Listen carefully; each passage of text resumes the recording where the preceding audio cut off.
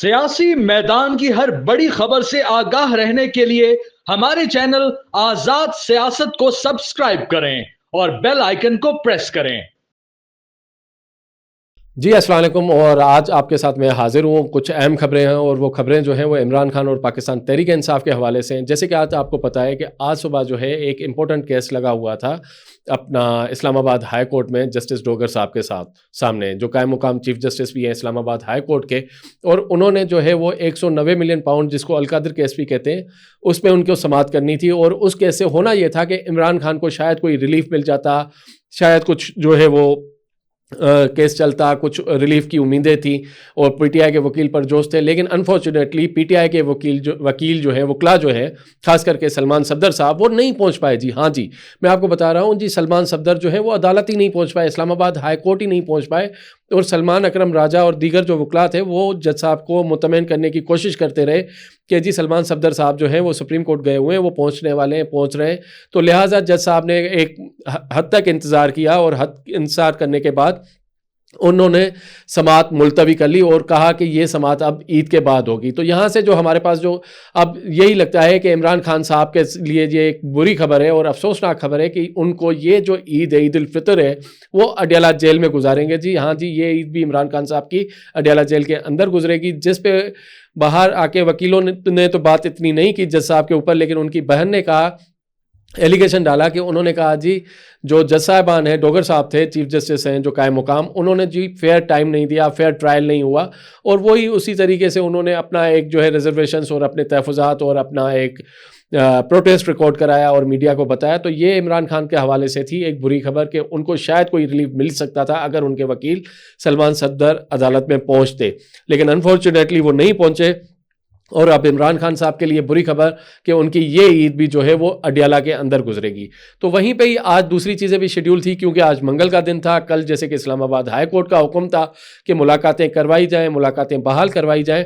तो आज जब मुलाकातें जब के लिए सब पहुँचे, वकला पहुँचे, रुफ़का पहुँचे, रिश्तेदार पहुँचे, तो मुलाकातें जो है वहाँ पे एक तमाशा लग गया, वहाँ एक ड्रामा लग गया। जी हाँ, ड्रामा लग गया सलमान अकरम राजा साहब के और बाबर एवान के दरमियान। जब उन्होंने जो है उन बात की कि क्योंकि कल कोर्ट की तरफ से जो नॉमिनेट किए गए थे वो थे सलमान अकरम राजा साहब, और सलमान अकरम राजा ने जिन लोगों के नाम दिए थे वही अंदर जा सकते थे, तो उन्होंने बाबर एवान का नाम नहीं दिया था। लेकिन उसमें जो है बाबर एवान साहब जो है सलमान अकरम की जो है आपस में चिपकलिश भी हुई, तल कलामी भी हुई। वो तल कलामी और चिपकलिश जो है अडयाला जेल के गेट नंबर 5 के बाहर हुई। एनीवेज, तो सलमान अकरम राजा जब गए अंदर मुलाकात के लिए अपने कुछ दोस्तों के साथ, तो उसके बाद जो है वो बाबर एवान को भी अंदर बुलवाया गया। और इतलात ये आ रही हैं कि इमरान खान ने स्पेशली बाबर एवान को अंदर बुलवाया और उन्होंने कहा जी मेरा बाबर एवान के साथ बहुत पुराना ताल्लुक है और उनके मशवरे जो हैं हमारी पार्टी के लिए बड़े मुफीद है। यहाँ पे मैं आपको बताता हुआ चलूँ कि इमरान खान की बहनों की आज मुलाकात नहीं होने दी गई। अलीमा खान और जो उनकी सिस्टर्स हैं, जो उनकी हमशीराज हैं, उनकी मुलाकातें आज नहीं हुई। लिहाजा बुशरा बीबी के रिलेटिव्स की मुलाकातें हो गई, लेकिन इमरान खान की बहनों को मिलने नहीं दिया गया। ये एक स्ट्रेंज बात है। और जब अंदर जो बात हुई, चीत हुई, तो सलमान अकरम राजा ने कुछ शिकायतें लगाई इमरान खान साहब को कि उन्होंने कुछ बताया, उनको ब्रीफ किया कि जी यहाँ पे जो हम नाम देते हैं वो नाम पूरे नहीं होते हैं, पार्टी का डिसिप्लिन ख़राब होता है और कुछ मुलाकातें जो है वो ऊपर से कराई जाती हैं। हाँ जी, ऊपर से कराई जाती है। ऊपर से वो मुलाकातें कौन करता है? क्योंकि जो मुलाकातें ऊपर से करवाते हैं, क्या खान साहब भी वो मुलाकातें करने के लिए आमादा है? लग यही रहा है कि जो मुलाकातें ऊपर से हो रही हैं तो उस पर सलमान अकरम राजा खुश नहीं है, लेकिन इमरान खान की अप्रूवल से वो मुलाकातें हो रही हैं। ये मैं नहीं कह रहा, ये आज जो मीडिया टॉक है, जो एक स्टेटमेंट्स जारी हुई हैं सलमान अकरम राजा साहब की, जो सेक्रेटरी जनरल भी हैं, जो जेल के मामलात के हवाले से अदालत की तरफ से कोऑर्डिनेटर भी हैं, फोकल पर्सन भी हैं, कि सलमान अकरम राजा साहब की इजाज़त से जो नाम आएंगे वही अंदर इमरान खान से मुलाकात करेंगे। तो वहाँ उस मुलाकात में जो है सलमान अकरम राजा की ये बात करना कि जेल के अंदर जो है वो ऊपर से भी मुलाकातें कराई जा रही हैं, जिसकी वजह से पार्टी का डिसिप्लिन ख़राब हो रहा है और इन मुलाकातों को रोकना लाजमी होगा।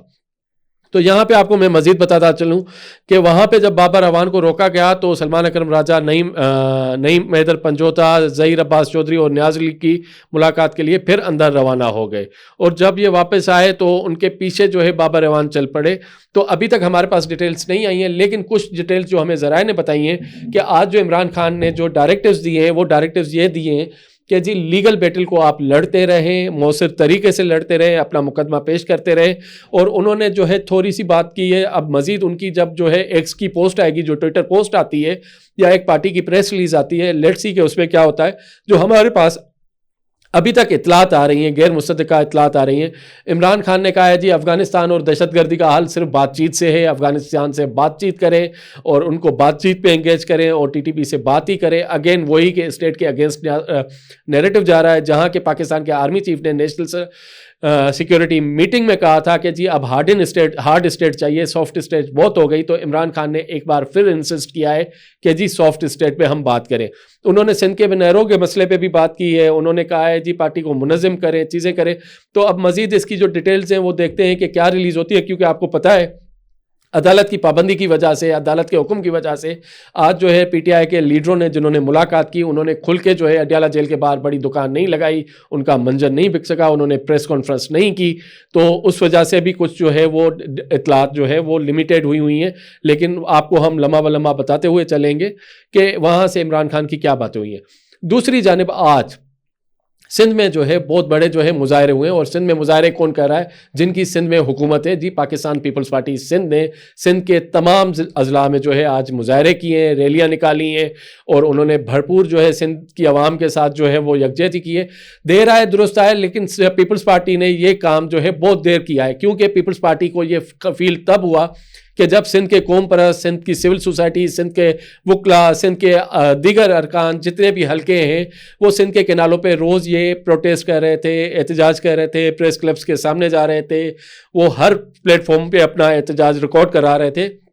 इवन के सिंध के बहुत सारे डेलीगेशंस जो थे वो पंजाब में, चोलिस्तान में जो है महफूज, शहीद महफूज केनाल की जहाँ पे काम हो रहा है, तमीराती काम हो रहा है, वहाँ तक पहुँच गए और उन्होंने बताया कि इतना इतना काम हुआ है। जैसे कि एक्टिविस्ट हैं सैयद जैन शाह, उन्होंने आके जो है वो चोलिस्तान पे महफूज केनाल पे पहुँच के ये भी सारी सिंध की आवाम को बताया, वफाक को बताया, पंजाब को बताया जी इस केनाल पे काम शुरू हो चुका है और ये केनाल जो है वो सिंध दुश्मन है। तो उन्होंने आगाह किया। तो ये मुजाहरे जो है पिछले 2-2.5 महीनों से चल रहे थे। आज 25 मार्च को आज पाकिस्तान पीपल्स पार्टी ने ऑफिशियली इस एहतजाज को ज्वाइन किया है, और वो ज्वाइन इसलिए नहीं किया है कि उसमें वो सिंध के मुफादात की वजह से ज्वाइन किया है, इसलिए किया है कि सिंध में अब पीपल्स पार्टी की सियासत को खतरा लाक हो गया था, क्योंकि सिंध की सारी आवाम जो है वो सड़कों पर निकल आई थी, और सिंध की आवाम के साथ जो है जो GDA थी, जो अपोजिशन जमातें थी, GDA थी, MQM थी, दीगर जो कौम परस्त थे, नेशनलिस्ट थे या जो सेपरेटिस्ट के थे, वो पानी के मुद्दे पे सारे एक पेज पे आ चुके थे। तो पाकिस्तान पीपल्स पार्टी इस वक्त एक जो है वो वफाक में कुछ अहम ओहदों पे बैठी हुई है। हालांकि उनका क्लेम ये है, पाकिस्तान पीपल्स पार्टी का क्लेम ये है, हम ना हुकूमत में ना हम अपोजिशन में हैं, लेकिन उनके पास जितने बड़े आइनी ओहदे हैं, सदर मुमलिकत का ओहदा पाकिस्तान पीपल्स पार्टी के पास है, कौमी असम्बली में डिप्टी स्पीकर का ओहदा पाकिस्तान पीपल्स पार्टी के पास है, सेनेट का चेयरमैन यूसुफ रज़ा गिलानी साहब वो पाकिस्तान पीपल्स पार्टी के पास है, पंजाब का गवर्नर वो पाकिस्तान पीपल्स पार्टी का है, खैबर पख्तूनख्वा का गवर्नर वो पाकिस्तान पीपल्स पार्टी का है, बलूचिस्तान और सिंध में जो है वो पाकिस्तान पीपल्स पार्टी की हुकूमत है।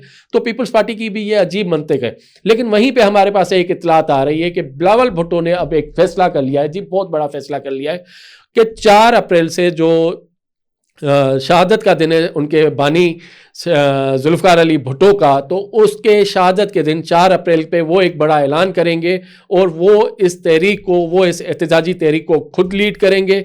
कैनालों के मामले पे वो जो है वफाक के साथ पूरे मामले उठाएंगे, पंजाब के साथ ये पूरे मामलात उठाएंगे, और ये आगे चल के जो है एक बहुत बड़ी जो है पॉलिटिकल मूवमेंट में तब्दील होने जा रही है।